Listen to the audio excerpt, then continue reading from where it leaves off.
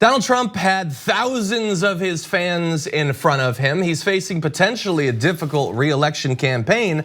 And so what's on his mind? Well, what you'd expect, the Oscars. By the way, how bad were the Academy Awards this year? Did you see it?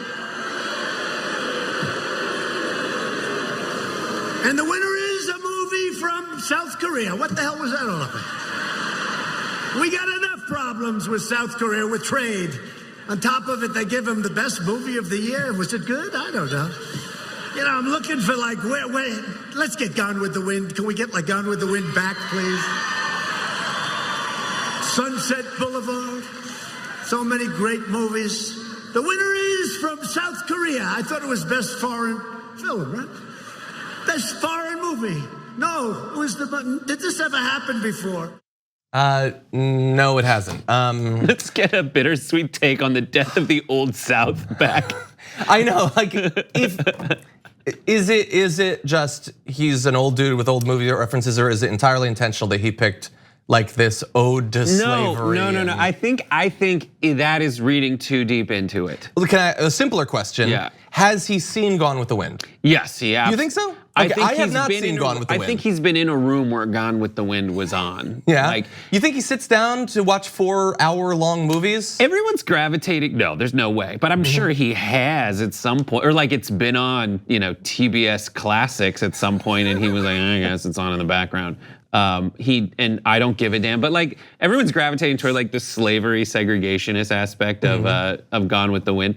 However, like there is one particular scene in Gone with the Wind where Rhett Butler just picks up Scarlett O'Hara and like takes her upstairs to do things that she is literally fighting him off from doing. Okay, I haven't seen the movie, so I didn't know that. Very misogynistic in that scene.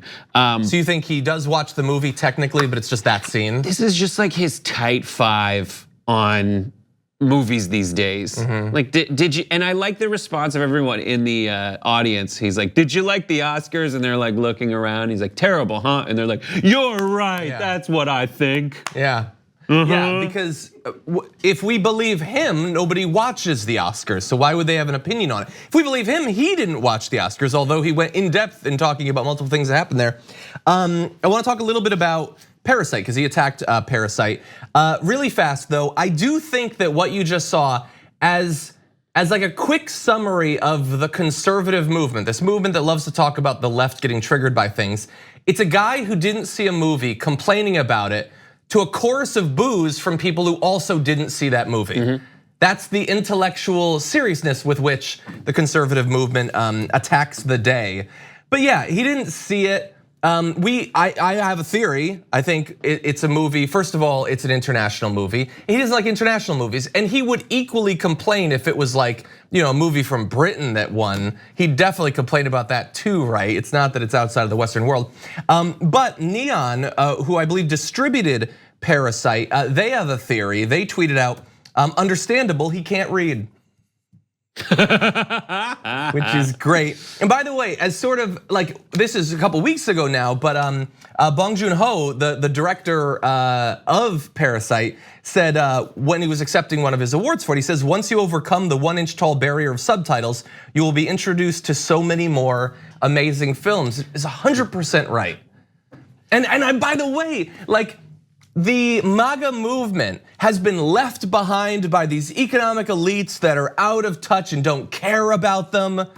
You hate Parasite, which is a movie about class warfare and how people are left behind. Like they should love that movie. Yeah, subtitles are great. After having vertigo on the show last night or last week, I went home and watched all of Narcos Mexico Part 2, and the joy of kind of speaking Spanish and reading those lower thirds is just how many of the cuss words don't make it into the subtitles. It's amazing. They just leave it out? It is just a filthy, filthy language that they use the whole time, and only like a third of the like bad words make it into the subtitles. So it's lost in translation. But yeah, that's absolutely right. And he did not watch, he admits that he didn't watch this movie, which just shows that everybody there is just there to hate stuff.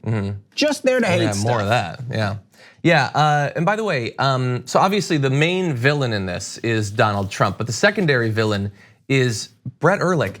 Watch Parasite, you weirdo. Why haven't you seen it yet? Wow, it's nice to be under the bus. It's a good Thanks, John. movie. I didn't say that I haven't seen it yet, have I? I'm pretty sure you said. We talked about this morning. Have you seen it? I'm just saying, like, to the audience. Okay, well, he hasn't seen it. I don't okay? mean to lie to you. I please just at omit him. truths.